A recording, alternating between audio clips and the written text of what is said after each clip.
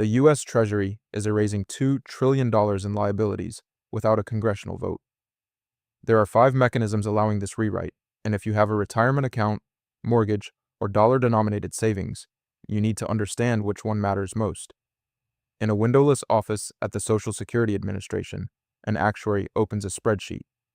One cell contains a number, 5.9%, the discount rate used to calculate 75 years of retirement obligations. Instead, the actuary changes it to 5.6%. Half a keystroke. The liability column updates automatically. $1.5 trillion just appeared on the federal balance sheet. No benefit was cut, no tax was raised. The obligation simply grew larger because future payments are now discounted at a lower rate, making them more expensive in today's dollars. The actuary saves the file. The trustee's report gets published 3 months later. All politicians cite the bigger shortfall as justification for raising the retirement age. The question isn't if this ledger rewrite continues. It's whether foreign creditors holding $7.6 trillion in treasuries notice the accounting game before their exit becomes disorderly, and whether the Fed prints money or lets yields spike when they do. This is the first mechanism, the discount rate lever that controls how we value $213 trillion in future obligations. Here's why this matters to you. Every 1% change in the actuarial discount rate shifts Social Security's net present value by $3 trillion. That's $23,000 per U.S. household appearing or disappearing from the federal ledger without touching your actual promised benefits. When Treasury lowers the rate, your retirement looks more expensive on the books, triggering automatic stabilizers that cut cost of living adjustments or raise eligibility ages. When they raise it, haunting obligations look cheaper, delaying reform. The Social Security Administration and Treasury jointly control this discount rate, and they can change it at administrative discretion. No congressional vote required. Picture the office of the chief actuary. 23 actuaries managing spreadsheets that determine whether Social Security is solvent or bankrupt. The number they're adjusting is the rate used to convert your 2060 retirement check into today's dollars. I shall lower the rate from 6% to 5%, and that $2,000 monthly check 20 years from now becomes worth $900 today instead of $750. The program's shortfall just grew by trillions on paper. Raise it back to 6.5% and the crisis evaporates. Same promises, same revenue, different accounting. Here's how it works. Net present value calculation uses a discount rate supposedly based on expected long-term Treasury yields. But it's actually a subjective assumption with massive consequences. Social Security's 75-year actuarial deficit is calculated by discounting all future benefits and revenues back to present value. A higher discount rate makes future obligations look smaller because they're worth less in today's dollars. A lower rate makes them look larger. The Social Security Administration can justify any rate between 4 and 7% using different economic models. The Board of Trustees, Treasury Secretary, Audit Labor Secretary, Health and Human Services Secretary, Social Security Administration Commissioner vote annually on actuarial assumptions. They adjust the discount rate by increments of 0.1 to 0.5%, citing updated economic forecasts. Each adjustment moves the insolvency date by 2 to 5 years and changes the reported shortfall by $1 to $3 trillion. This is vendor financing in reverse, making future claims on the Treasury appear cheaper by changing how you value the IOU today. Here's what this means for you. When the 2024 Trustees Report lowered the discount rate from 5.9% to 5.6%, it made Social Security's shortfall look $800 billion worse. The political response? Proposals to raise the retirement age from 67 to 69 and switch to Chained Consumer Price Index for cost of living adjustments are now reducing your lifetime benefits by 6 to 8% without calling it a cut. Credit rating agencies watch these actuarial reports. When the shortfall grows, Moody's and Fitch issue warnings about unsustainable fiscal trajectory. Treasury then negotiates behind closed doors, showing credible reforms, which means benefit formula adjustments or payroll tax increases get teed up for the next reconciliation bill. The discount rate change becomes the trigger for real policy pain. You might be thinking, actuarial assumptions should change when economic conditions change. That's just responsible accounting, not manipulation. Here's the problem with that assumption. The discount rate has been adjusted 14 times since 2000, swinging between 5.1 and 6.4%. But here's what's revealing. It moves down during election years when politicians want to show fiscal responsibility by highlighting the crisis. and drifts up during off-cycle years when they want to claim solvency improvements without making hard choices. The 2012 Trustees Report raised the rate by 0.4% 3 months before the election. The 2023 report lowered it by 0.3 while debt ceiling negotiations were underway. It's not economic modeling, it's political timing with a spreadsheet. Japan Social Insurance Agency, 2004. Changed pension discount rate from 4% to 3.2%, reducing reported liabilities by 50 trillion yen overnight. No benefit was cut, no contribution raised. The obligation simply became smaller on paper because future payouts were now discounted at a lower rate, making them appear more affordable today. And that's just the first mechanism, the one operating in actuarial footnotes. The second lever is far more visible but somehow just as invisible. The $2.9 trillion trust fund that doesn't actually exist. Here's the second mechanism, the trust fund illusion that makes insolvency look like solvency. Here's why this matters to you. The $2.9 trillion Social Security Trust Fund you've been told guarantees your benefits doesn't contain a single dollar of cash. It's Treasury bonds issued by the federal government to itself, internal IOUs that can only be redeemed by raising your taxes, cutting your benefits, or borrowing more money. When Social Security goes cash negative in 2034, that trust fund becomes a legal claim on revenue that doesn't exist. The Social Security Administration holds $2.9 trillion in special issue Treasury securities that are non-marketable, non-transferable, and redeemable only through general revenue appropriations or new debt issuance. Picture the Bureau of Public Debt facility in Parkersburg, West Virginia. A secure room contains filing cabinets holding $2.9 trillion in paper certificates. Not cash, not gold, not marketable bonds. Special issue treasuries that cannot be sold to anyone except the Treasury itself. The trust fund is a locked filing cabinet containing "I owe us," the government wrote to itself. Here's how it worked. From 1983 to 2010, Social Security collected more in payroll taxes than it paid in benefits, running a $2.9 trillion cumulative surplus.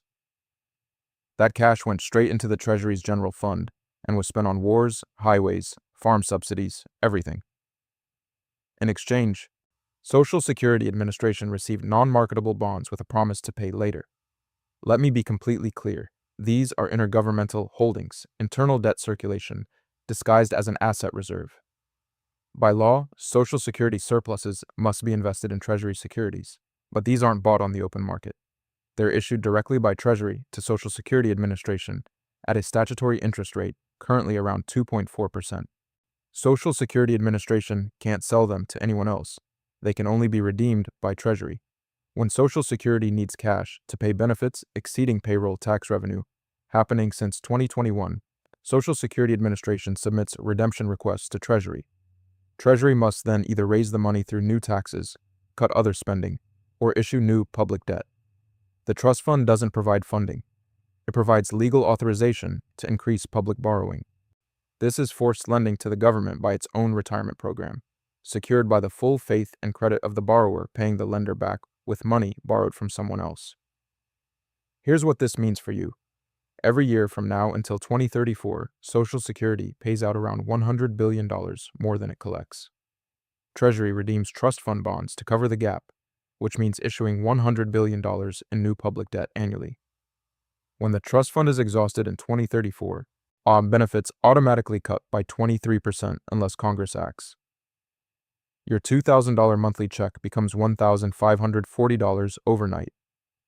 Not because the program failed, but because the accounting illusion ran out. Foreign creditors holding $7.6 trillion in treasuries are watching this. They understand that $100 billion in annual trust fund redemptions equals $100 billion in new debt they're expected to absorb at auction. As the trust fund depletes faster, issuance accelerates. China and Japan have already reduced holdings by $600 billion since 2021. The trust fund drawdown is accelerating their exit. You might be thinking, but the trust fund bonds are backed by the full faith and credit of the U.S. government. They're as good as any other Treasury security. Here's the problem with that assumption. When you own a regular Treasury bond, the government must pay you by raising revenue from someone else, either taxpayers or new bondholders. Now you have actual leverage because default would crash the bond market. But when Social Security Administration holds internal trust fund bonds, the government is both borrower and lender. If it can't pay, it doesn't default. It just changes the law. The 1983 amendments already cut benefits by raising the retirement age. The 2034 fix will do the same. The bonds aren't worthless, but they're not reserves. They're legal permission to break a promise gradually instead of all at once.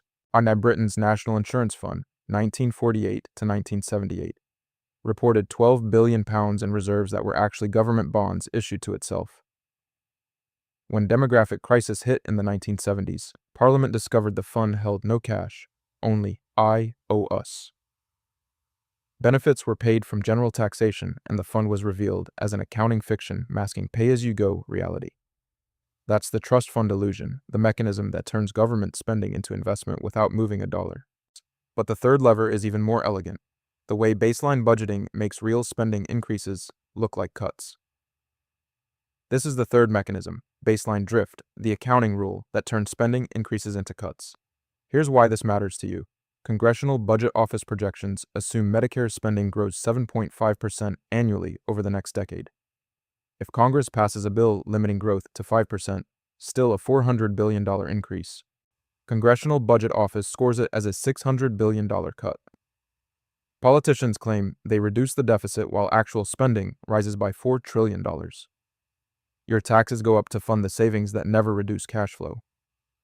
The Congressional Budget Office uses baseline budgeting, where future spending projections assume automatic growth based on inflation, population, and statutory formulas, meaning any deviation below that projection is scored as a spending reduction, even if nominal outlays increase year over year. Picture the Congressional Budget Office scoring room. Analysts project 10 years of federal spending using a baseline that assumes everything continues on autopilot. Medicare grows at 7.5% because healthcare inflation outpaces consumer price index. Social Security grows at 5.9% because beneficiary rolls expand and wages rise. Medicaid grows at 6.2% because enrollment formulas are indexed. These aren't policy choices. They're baked into the baseline. The current law projection assumes all this growth happens automatically unless Congress votes to change it. So when a bill proposes to slow Medicare growth to 5%, the Congressional Budget Office compares it not to this year's spending, but to the inflated baseline 10 years out. So what does this actually mean? Baseline budgeting uses embedded growth assumptions, automatic distribution, increases built into projections. The Budget Act of 1974 requires Congressional Budget Office to project spending under current law, meaning existing statutory formulas continue indefinitely. For entitlements, this creates automatic growth. Medicare. Part B premiums rise with healthcare costs. Social Security cost of living adjustments adjust for inflation. Medicaid matching funds grow with state enrollment. Let me use real numbers. The 2024 Congressional Budget Office baseline projects Medicare spending at $1,051 billion in 2024, growing to $1,947 billion by 2034. That's 7.5% annualized growth. Now Congress passes a reform bill that caps growth at 5% annually.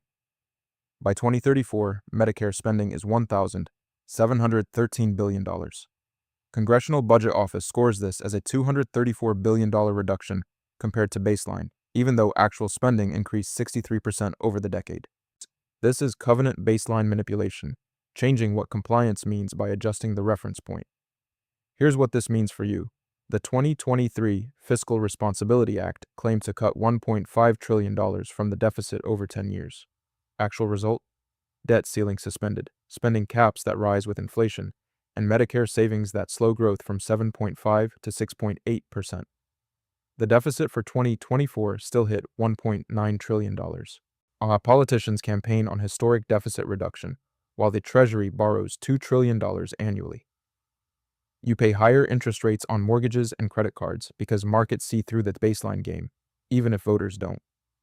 Baseline drift creates a ratchet effect. Once Congressional Budget Office locks in high growth assumptions, any bill scored against that baseline looks like a cut even when increasing spending. This makes entitlement reform politically toxic because genuine reductions, say limiting Medicare growth to inflation instead of healthcare inflation, get scored as massive cuts that attack seniors. The baseline protects spending growth by making actual reform look extreme. You might be thinking, baseline budgeting is just honest accounting. You have to project what current law will cost, and healthcare inflation is real. Here's the problem with that assumption. The baseline uses Office of Management and Budget and Treasury's own economic assumptions, which are systematically optimistic. The 2010 baseline projected 2020 gross domestic product at $22.4 trillion. Actual gross domestic product was $21 trillion. It projected 3.1% average growth. Actual was 2.3%.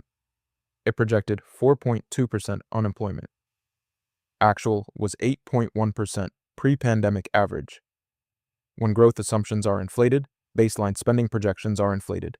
Tell you which makes cuts easier to claim while actual spending grows. The Congressional Budget Office doesn't audit the assumptions. It scores whatever Treasury provides. Garbage in, gospel out. And here's the tell. Baseline projections never include recessions. The 10-year window always assumes uninterrupted growth. When the inevitable recession hits, emergency spending bills bypass the baseline entirely, adding trillions in one-time costs that become permanent. The baseline isn't neutral. It's a permission structure for perpetual expansion. Soviet Union Central Planning, 1970s. 5-year plans use growth from achieved levels accounting, where failure to meet 8% industrial targets was reported as shortfall even when production increased 4%. The baseline assumed expansion. Anything less was framed as decline. When Gosplan projected 1980 steel output at 180 million tons, but achieved 147 million tons, still up from 140 million in 1975. It was called a 33 million ton reduction. That's baseline drift, the mechanism that makes $4 trillion in new spending look like austerity. But the fourth lever is the most brazen, the way Congress suspends its own borrowing limits without voting on the numbers. This is the fourth mechanism, and the most critical, the reconciliation bypass that eliminates debt ceiling enforcement. Here's why this matters to you. Since 2013, Congress has suspended the debt ceiling 8 times using budget reconciliation, adding $12 trillion in new borrowing without a single floor vote on the amount. The limit is waived for a period rather than a dollar figure, letting Treasury borrow whatever it needs. When the suspension expires, the ceiling automatically resets to the new total. Your children inherit $100,000 per capita in federal debt, and Congress never voted on 40% of it. The budget reconciliation process allows debt ceiling suspension with 51 Senate votes instead of the normal 60-vote cloture threshold. And by suspending for a time period rather than setting a new limit, Congress authorizes unlimited borrowing without specifying the amount. Picture the Senate Parliamentarian's Office, a single unelected official determining which provisions qualify for reconciliation's 51-vote threshold. On that, debt ceiling suspension gets through because it's ruled a budgetary matter affecting outlays and revenue. The key trick, instead of raising the ceiling to $35 trillion, a number voters might remember. Reconciliation bills suspend it through December 31st, 2025. During the suspension, Treasury borrows whatever it needs. $2 trillion, $3 trillion, doesn't matter. When the deadline hits, the ceiling doesn't revert to the old level. It automatically resets to the new total debt outstanding. Suspension becomes permanent increase encoded without a dollar figure in the legislation. Now we have to address the elephant in the room. Budget reconciliation was designed for deficit reduction, allowing revenue and spending bills to bypass filibuster if they reduce the deficit over 10 years. But the Byrd Rules exceptions let provisions that affect the debt limit qualify even if they increase deficits, as long as they're incidental to the broader budget bill. Here's how it actually works. Debt ceiling approaches statutory limit. Treasury uses extraordinary measures, G-fund disinvestment, and debt issuance suspension to buy 3 to 6 months. Reconciliation bill passes with Section 3001. Debt limit suspension through a specific date. Treasury borrows freely during suspension period. Suspension expires, ceiling auto-resets to new total debt. Next crisis triggers same cycle. This is a borrowing covenant, a hard limit on new issuance, turned into a revolving waiver that resets at higher levels automatically. Here's what this means for you. The Fiscal Responsibility Act of 2023 suspended the ceiling through January 2025. During those 20 months, Treasury added $4.2 trillion in new debt. When the suspension expired, the ceiling reset from $31.4 trillion to $35.6 trillion automatically. Congress never voted on $35.6 trillion. They voted on suspend through January 2025, a procedural phrase that polls at 12% awareness among voters. The next suspension will do the same, likely adding another $3 to $4 trillion by 2027. Reconciliation abuse has destroyed fiscal accountability. With 51 votes, the majority party can suspend the ceiling indefinitely by chaining successive expirations. The minority can't filibuster, amendments are restricted, and floor debate is capped at 20 hours. OSHA, what was designed as a tool for deficit reduction, has become a tool for unlimited borrowing. And because suspensions avoid dollar figures, credit rating agencies can't pin down the credible fiscal path. There is no path, just rolling waivers. You might be thinking, the debt ceiling is a fake crisis anyway. Treasury is just paying for spending Congress already authorized, so suspending it is responsible governance. Here's the problem with that assumption. Yes, the ceiling doesn't authorize new spending, but it was designed as a circuit breaker, forcing periodic review of cumulative obligations. The old process required an up or down vote on a specific number, creating political cost for expansion. Reconciliation bypasses that by suspending for time periods, eliminating the forcing function. Since reconciliation became the standard tool in 2013, debt has grown 75%, $12 trillion added, and while budget deficits averaged $1.4 trillion annually despite historic economic expansion. The ceiling wasn't fake, it was the last constraint. Now it's gone. Weimar Germany, 1923. Reichstag suspended constitutional debt limits under Article 48 emergency powers, allowing the finance ministry to issue unbacked paper marks without parliamentary approval on amounts. Each temporary suspension became permanent, enabling 4.2 trillion mark expansion in 8 months, while the Enabling Act of March 1933 formalized what reconciliation had already normalized. Legislative surrender of appropriations power. That's the reconciliation bypass, the mechanism that turned a hard borrowing limit into a procedural formality. And now we reach the fifth mechanism, the one that makes all the others collapse when foreign creditors decide to leave. Abed, this is the fifth mechanism, the exit guillotine that determines whether the other four mechanisms end in currency collapse or treasury market seizure. Here's why this matters to you. Foreign central banks hold $7.6 trillion in treasuries, down from $8.2 trillion in 2021. When their cumulative drawdown hits $1 trillion, just 13% of holdings. Primary dealers can't absorb the supply without Federal Reserve intervention. The Fed must then choose, print money to buy bonds, destroying dollar purchasing power, or let yields spike, crashing your home value and retirement accounts. Either way, you lose. Foreign creditors maintain treasury positions due to dollar reserve status, but structural incentives are shifting toward diversification, and when liquidation accelerates, the Fed faces an impossible choice between inflation and deflation. Picture the Treasury's quarterly refunding announcement. The briefing shows net issuance of $750 billion for the next 3 months. Foreign central bank purchases, $85 billion. Primary dealer absorption, $240 billion. Household and institutional demand, $310 billion.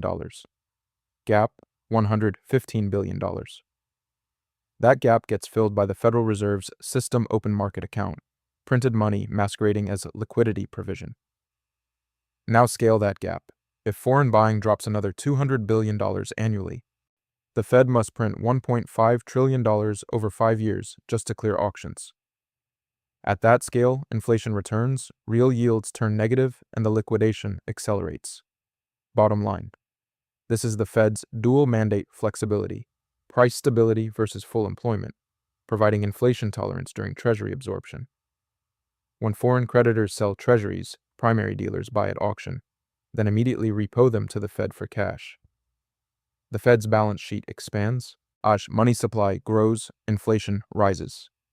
If the Fed refuses to accommodate, yields spike, borrowing costs explode, recession hits, and the political pressure to restart quantitative easing becomes irresistible. Here's what this means for you. A 2% yield spike on the 10-year Treasury adds $540 billion annually in net interest costs, more than the defense budget. Your mortgage rate goes from 7 to 9%, adding $400 per month on a median home. Or the Fed prints. As inflation runs to 6% and your grocery bill rises 40% in 18 months. The mechanisms don't break. They choose which asset class to destroy. This is the part that should concern you. This is the elephant in the room vulnerability. The exit guillotine can't be hedged. No amount of actuarial adjustment, baseline manipulation, or reconciliation bypass changes the foreign creditor calculus. If they liquidate, the mechanisms collapse into a binary, hyperinflation or deflationary crash. Treasury knows this. The entire ledger rewrite is a race against foreign exit. Britain, 1976, International Monetary Fund crisis.